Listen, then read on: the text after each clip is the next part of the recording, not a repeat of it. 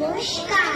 রবীন্দ্রনাথ চক্রবর্তী যাহা গল্পের সস্তায় নেমে যায়, ঝরছে সোনার রোদুরে আর হাওয়ায় কাঁপছে পাতা।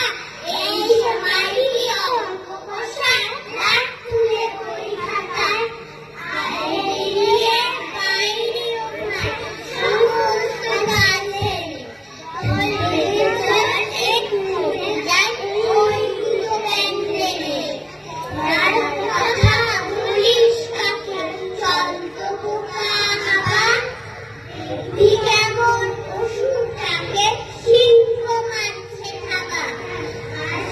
দেশে ঘামের আওয়াজ সঙ্গে রাখছে কাশি, গাছ ফেলে জল দেখি